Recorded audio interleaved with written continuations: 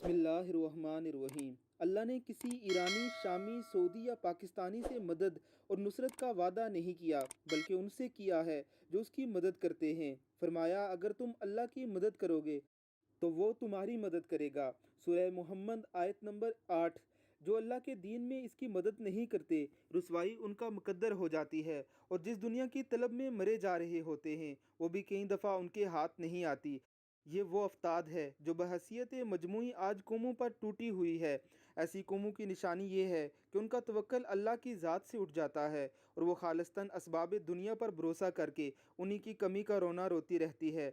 तोयम ये कि अल्लाह उन्हें इज्तमाई तौर पर वैसी इस्तगफार की तौफीक नहीं देता जैसी सैयदना यूनुस अलैहिस्सलाम की कौम को दी थी, और अल्लाह ने फरमाया था, और हमने रुसवाई के अजाब को दुनियावी ज़िंदगी में इनसे टाल दिया और उनको एक ख़ास वक्त के लिए ज़िंदगी से लुत्फ़अंदोज़ होने का मौका दे दिया। सूरह यूनुस आयत नंबर 58। सबसे बदनसीब वो कौम होती है जिनके दरमियान नेक, तहज्जुद गुजार, आबिद व जाहिद और जहाद करने वाले लोग भी मौजूद होते हैं, लेकिन अल्लाह उनकी इज्तमाई दुआएं कबूल नहीं करता।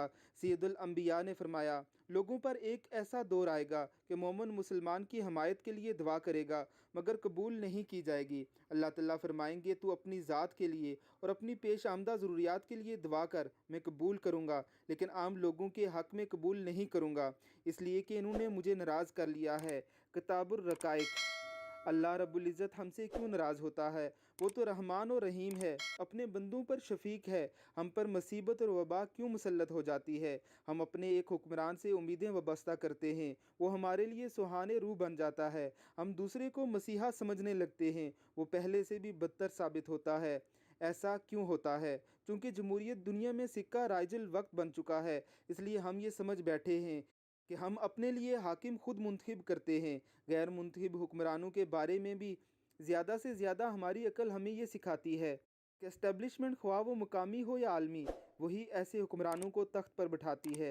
ये है वो खालिस शिर्क जिसने हमारी आंखें बंद कर रखी हैं। अल्लाह बादशाहत, हुकूमत या इख्तियार देने का मुकम्मल और कुल्ली इख्तियार अपने पास रखे हुए है। वो फरमाता है, तो कह ए अल्लाह बादशाही के मालिक, जिसे तू चाहता है सल्तनत देता है और जिसे चाहता है सल्तनत छीन लेता है, जिसे तू चाहता है इज़्ज़त देता है और जिसे तू चाहे जलील करता है। सूरह आले इमरान आयत नंबर 26। कुरान पाक में बताए गए इस बुनियादी उसूल की वजाहत इस हदीस कुदसी से होती है। रसूल अकरम सल्लल्लाहु अलैहि वसल्लम ने फरमाया, अल्लाह फरमाता है कि मेरे सिवा कोई माबूद नहीं, मैं बादशाहों का मालिक और बादशाहों का बादशाह हूँ। बादशाहों के दिल मेरे हाथ यानी कब्ज़ा कुदरत में हैं, लिहाजा जब मेरे बंदे मेरी अताअत और फरमाबरदारी करते हैं तो मैं उनके हक़ में बादशाहों के दिलों को रहमत और शफ़क़त की तरफ फेर देता हूँ, और जब मेरे बंदे मेरी नाफरमानी करते हैं तो मैं उनके हक़ में बादशाहों के दिलों को गज़बनाकी और सख्त गिरी की तरफ फेर देता हूँ, जिसका नतीजा ये होता है कि वो उनको सख्त अकूबतों में मुब्तला करते हैं। ऐसी सूरत में तुम अपने आप को इन बादशाहों के लिए बदवा करने में मशगूल ना करो, बल्कि मेरी बारगाह में तज़र्रो जारी करो, ताकि मैं तुम्हारे इन बादशाहों के शर से तुम्हें बचाऊँ। मिशकातुल मसाबी। अल्लाह लोगों पर बुरे हुक्मरान मुसल्लत करने के लिए भी एक उसूल बताता है, जिसकी वजाहत खुद कुरान पाक में की गई है। तुमको जो कुछ मुसीबत पहुंचती है वो तुम्हारे ही हाथों से किए हुए कामों से पहुंचती है, और बहुत सारे गुनाहों से तो अल्लाह दरगुजर कर देता है। सूरह शुरा आयत नंबर 30। बदतरीन, जालिम, बददियानत और नाअहल हुक्मरान भी अल्लाह की नाराज़गी की अलामत होते हैं। अल्लाह तबारक व तआला एक और जगह फरमाते हैं, इस तरह हम जालिमों में से बाज़ को बाज़ पर मुसल्लत करते रहते हैं इन अमाले बद के बायस जो वो कमाया करते हैं। सूरह अल अनाम आयत नंबर 29। इस उसूल की वजाहत करते हुए सैयदुल अंबिया ने फरमाया, जैसे तुम होगे वैसे ही तुम्हारे ऊपर हुक्मरान मुकर्रर किए जाएंगे। मिशकातुल मसाबी और अल बहकी। किसी भी हुक्मरान के लोगों पर मुसल्लत किए जाने को अल्लाह तबारक व तआला ने लोगों के अमाल के साथ मुंसलिक कर दिया है।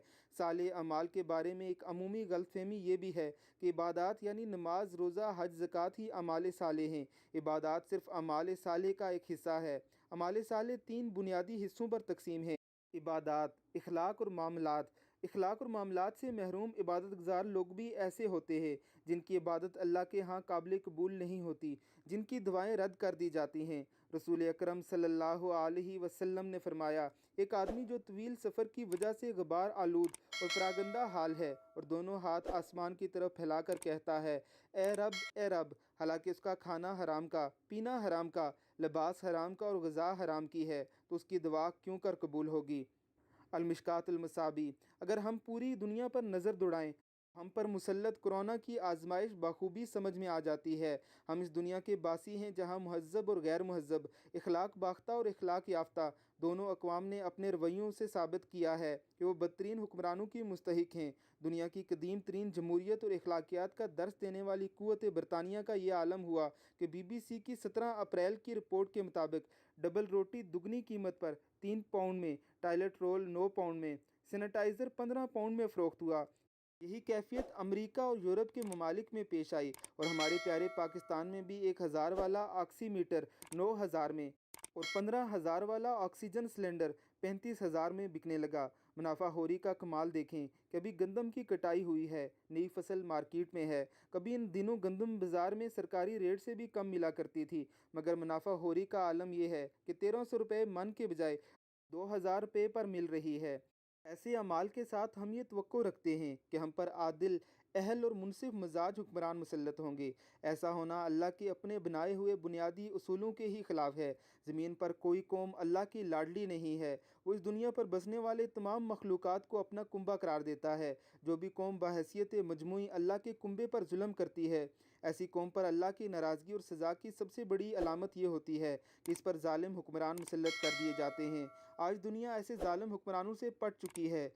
ظلم و زیادتی پورے کرۂ ارض کا خوفناک چہرہ ہے۔ ان حالات میں ہمیں معافی کیسے مل سکتی ہے؟ ہمیں تو اللہ نے یونس کی قوم کی طرح توبہ کی توفیق سے بھی محروم کر دیا ہے۔ حجاز کے خادمین سے لے کر ملیشیا اور مراکش تک کسی ایک حکمران کو بھی میرے اللہ نے یہ توفیق عطا نہیں فرمائی کہ وہ اپنی قوموں کو لے کر اجتماعی طور پر اللہ کے حضور معافی طلب کرتا تاکہ ہم پر اللہ کی ناراضگی کم ہوتی۔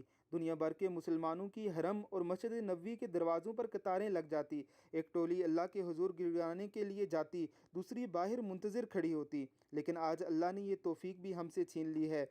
اس سے بڑی ناراضگی اور کیا ہوگی؟